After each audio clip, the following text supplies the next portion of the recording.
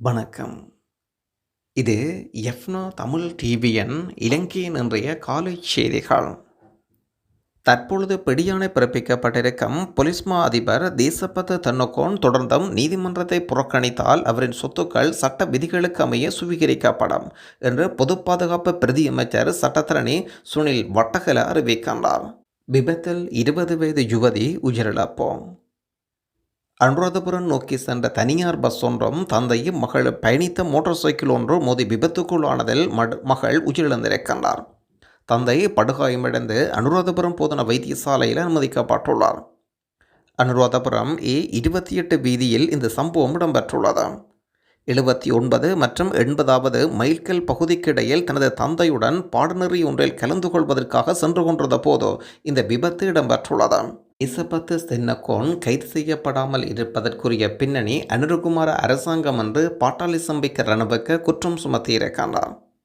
தேசபத்து தென்னக்கோன் ஏன் கைது செய்யப்படவில்லை?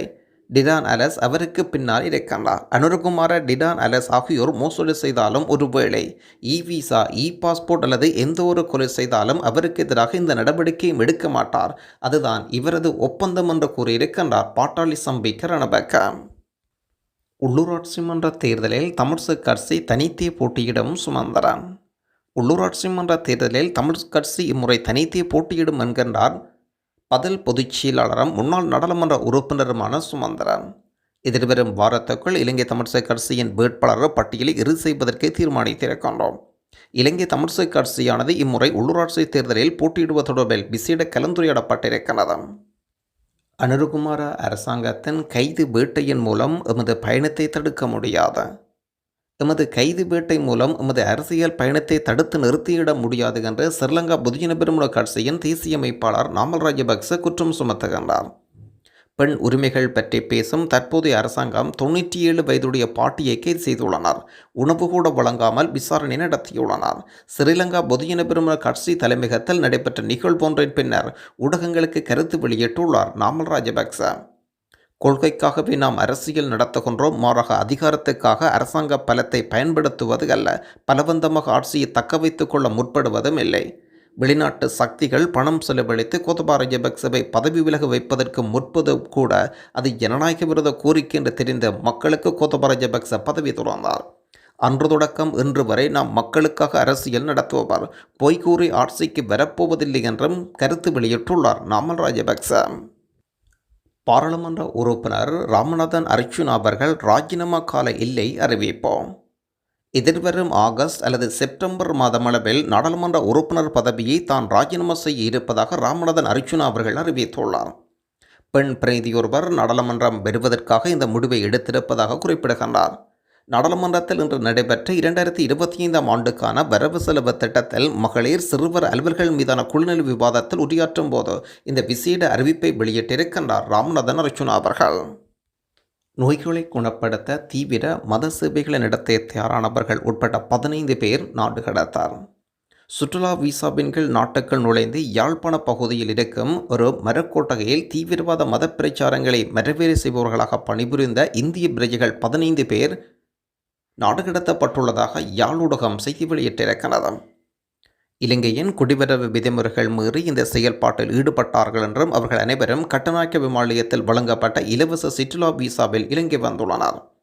இவர்கள் இருவர் யாழ்ப்பாணத்தில் மாதகல் பகுதியில் நோய்களை குணப்படுத்துவதற்காகவும் தீவிரவாத மத சேவைகளை நடத்தி வந்ததாக அறிய முடிகிறது. கை செய்யப்பட்ட 2 மதகுருமார்கள் நாடு கடத்தப்பட்டுள்ளனர்.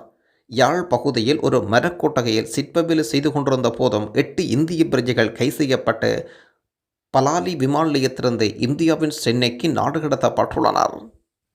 ரணில் விக்ரமசிங்கவுக்கு எதிராக 3 விசாரணைகள். முன்னாள் ஜனாதிபதி ரணில் விக்ரமசிங்கவுக்கு எதிரான குற்றச்சாட்டுகள் குறித்தும் அரசாங்கம் புதிய விசாரணை தொடங்கும் என்றும் பொது பாதுகாப்பு பாராளுமன்ற விவகார பிரதியமைச்சர் அறிவிக்கின்றார். மத்திய வங்கி பிணைமுறை மோசடி, ஈஸ்டர் ஞாயிறு குண்டு தாக்குதல் குறித்த விசாரணை நடத்தப்படும் என்றும் இந்த 2 சம்பவங்கள் விக்ரமசிங்க பிரதமராக இருந்த காலப்பகுதி. தேசிய மக்கள் சக்தி அரசாங்கமும் வெளிப்படைத்தன்மைக்கு உறுதி பூண்டுள்ளதனால் ரணில் முன்னதாகவே அரசியல் பாதுகாப்பால் ஸ்தம்பிதம் செய்து அனைத்து குற்றச்சாட்டுகள் மீதும் அரசாங்க நடவடிக்கை எடுக்கும் என்றும் அறிய முடிகின்றது. முஸ்லிம்களுடைய சட்ட திருத்தத்தில் தன்னிச்சையாக செயற்பட போவதில்லை சாவித்ரி போல்ராஜ். முஸ்லிம் சட்ட திருத்தத்தில் தன்னிச்சையாக செயற்பட போவதில்லை என்றும் அதற்காக நாங்கள் துறைசார் குழு ஒன்றை நியமிப்போம் என்றும் மகளிர் சிறுவர் அலுவல்கள் அமைச்சர் சாவித்ரி போல்ராஜ் அறிவித்திருக்கின்றார். இஸ்லாமிய திருமண சட்டத்தை விமர்சித்த அர்ச்சுனா தெரியாமல் பேசுவதை தவிர்க்குமாறு முனீர் சூளுரை. இஸ்லாமிய திருமண சட்டம் குறித்து நாடாளுமன்ற உறுப்பினர் அர்ச்சுனா ராமநாதன் கடும் விமர்சனங்களை முன்வைத்திருந்தார். முஸ்லிம் சட்டங்கள் 12 வயது திருமணம் குறித்தும் ஆணுக்கு ஒரு சட்டம் பெண்ணுக்கு ஒரு சட்டம் என்ற பாகுபாடு காட்டப்படுவதாக குறிப்பிட்டிருந்தார். இந்த சட்டம் திருத்தப்பட வேண்டும் என்றும் யமத்துல் உலமாவும் இந்த விடயத்தில் பொறுப்பு கூட வேண்டும் என்றும் குறிப்பிட்டிருந்தார். அர்ச்சுனாவின் உரையின் போது குறிப்பிட்ட பிரதி அமைச்சர் முனீர் முலரப்பர் விவகாரத்து சட்டங்கள் குறித்து தெரியாமல் பேசுவதை தவிர்த்து கொள்ளுமாறும் அறிவுரை வழங்கியிருக்கின்றார். இலங்கை இராணுவ புலனாய்வு கட்டமைப்பில் திடீர் மாற்றம். ஜனாதிபதி அனுரகுமார திசாநாயக்கா தனது இருக்கக்கூடிய அனைத்து அதிகாரங்களையும் பயன்படுத்தி இலங்கை புலனாய்வு கட்டமைப்பில் மறுசீரமைப்பை மேற்கொண்டுள்ளார். இந்த வகையான மறுசீரமைப்பு மாற்றம் இலங்கை வரலாற்றில் இதுவரை மேற்கொள்ளப்பட்டதில்லை. அந்த வகையில் புலனாய்வுத் துறையில் இருக்கும் முக்கிய அதிகாரிகள் பலருக்கு இடமாற்றம் வழங்கப்பட்டதோடு சிலருக்கு எந்த ஒரு பொறுப்பும் வழங்கப்படாது என்ற அதிர்ச்சி வைத்தியம் கொடுத்திருக்கின்றது அனுரகுமார அரசாங்கம்.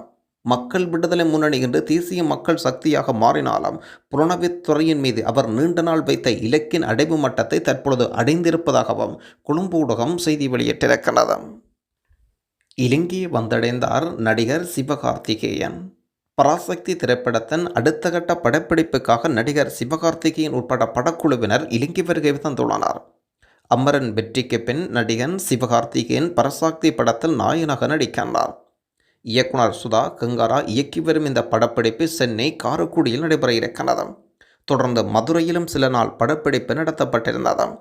பின் முதல் கட்ட படப்பிடிப்பு மதுரையில் நிறைவடைந்ததாக சுதா கங்கா அறிவித்திருந்தார். அடுத்தடுத்து தலைமறைவாகும் மஹிந்த தரப்பு அரசியல்வாதிகள். அடுத்தடுத்து அம்பலமாகும் மோசடி விவகாரங்களின் அடிப்படையில் தலைமறைவாகும் மஹிந்தவின் சகாக்கள். கிரிபத்கொட பகுதியில் அரசாங்கத்துக்கு சொந்தமான நிலத்தில் போலியான பத்திரங்கள் தயாரித்து விற்பனை செய்யும் சம்பவத்தில் ஈடுபட்டதாக கூறப்படும் முன்னாள் இராஜாங்க அமைச்சர் பிரசன்ன ரணவீர கைது செய்யப்பட்ட நிலையில் கலனியிலும் அவரது வீட்டுக்கு சென்றபோது அவர் தனது வீட்டிலிருந்து தலைமறைவாகி இருக்கிறார். இதே நேரத்தில் பிரசன்ன ரணவீரவின் மனைவி குடும்ப உறுப்பினர்கள் வீட்டில் இருந்ததாகவும் குற்றப்புலனாய்வுத் துறையினர் தெரிவிக்கின்றனர். அரசாங்கத்துக்கு சொந்தமான காணியை மோசடியான பத்திரங்களை பயன்படுத்தி விற்பனை செய்தாக கூறப்படும் சம்பவம் தொடர்பாக முன்னாள் கலனி பிரசபை உறுப்பினர் கைது செய்யப்பட்டுள்ளார். இந்த குற்றம் 2010ஆம் ஆண்டு நடைபெற்றிருந்தது. மோசடியான பத்திரங்களை பயன்படுத்தி அரச நிலத்தை விற்பனை செய்தாக கூறப்படும் குற்றச்சாட்டு தொடர்பாக குற்றப்புலனாய்வுத் துறை பல ஆண்டுகளாக விசாரணை நடத்தி வருகின்றனர்.